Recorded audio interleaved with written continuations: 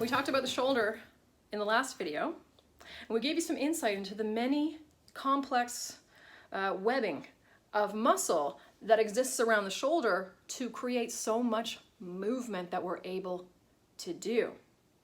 And we gave you a hint that the shoulder muscles might have a close relationship with the neck muscles. So let's start with the back of the neck, because that's what people are aware of the most, is the back of the neck. From the head onto spine bones at the upper back, and from the head onto the shoulder, and from the head onto the collarbone. There are layers and layers of muscle back here that hold our head upright. And when those muscles get tight, what happens? If you don't know the answer, go watch the hand and wrist video. I talked about tight muscle and what that means in that video. But when tight muscle gets flexed, it gets short and thick. But what it does is tight muscle is muscle in mid-flexion. It's stuck in mid-flexion, and when that happens, what happens? Well, the bones that those muscles are knitted to are squeezed more tightly together.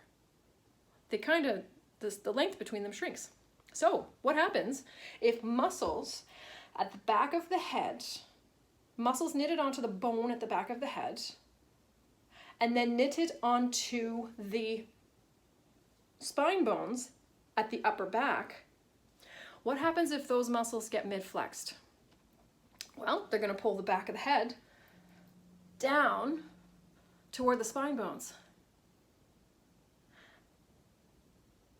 What happens then if muscles knitted to the back of the head and then onto the front, onto the shoulder, the top of the shoulder? What happens when they get mid-flexed? The space between our head and our shoulder gets less. So now our head is squeezed, accordioned downward, and our shoulders are pulled up toward our ears.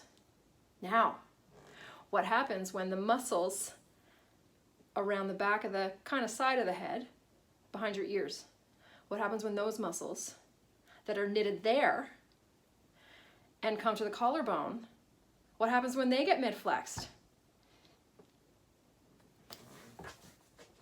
It's not very comfortable. I'm actually having trouble breathing, and I'm definitely not a happy camper. As you can tell, my cheekbones are flexed, my eyebrows are flexed, my forehead has wrinkles in it now. It's not really comfortable. But as this occurs gradually through our day, we don't notice because we're too busy performing. We're too busy taking care of people and things and stuff.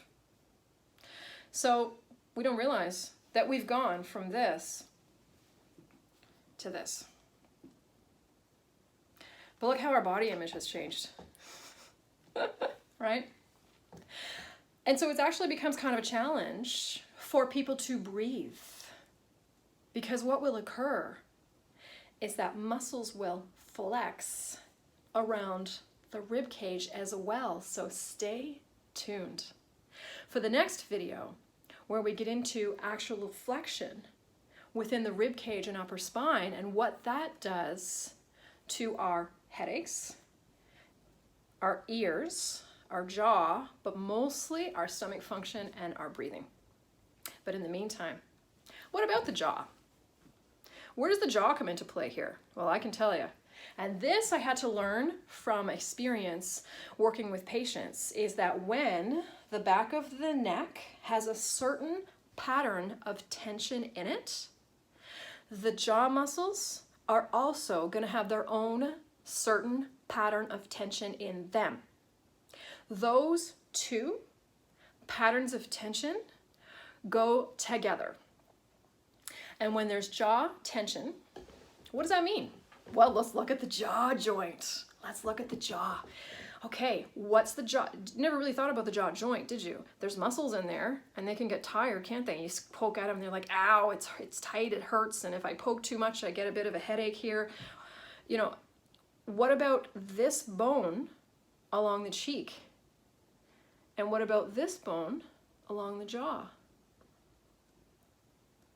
Those two bones create the jaw joint as those bones move around one another. What knits those bones together at the joint? Muscles. And they're ropes, the tendons, that knit the muscles onto the bones. So that's where the muscles come in. Oftentimes, this jawbone will be pulled backwards toward the ear and upwards toward the cheekbone. That, in and of itself, can you try that? Try that. Push your jawbone back and up. It flexes this automatically, doesn't it? It's hard to detect, but it does. This flexes automatically. So are you having a frog in your throat? Do you lose your voice sometimes? Don't just look at the throat. Now, what about ringing in the ears? Why do we get ringing in the ears? Why do we get vertigo?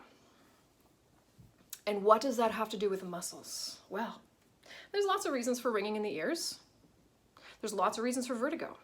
One of them might have to do with muscles that knit onto the bone and then down onto the collarbone or the top of the shoulder.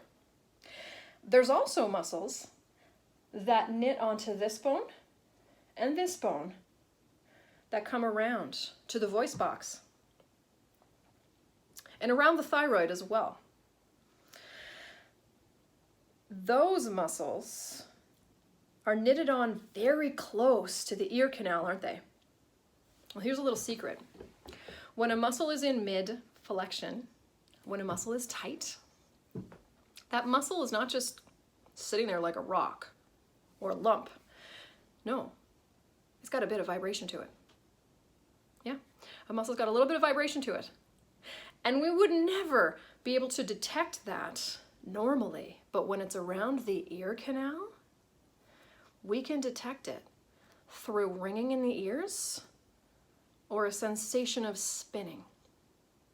Because our auditory nerves rely so much on vibration in order to function, that a bit of vibration, the littlest bit of vibration in a tense, tight muscle can throw our ears off. And that will definitely cause an upset stomach eventually, because we're tight and we feel a little off and our stomach's tight and and eventually the stomach will get upset.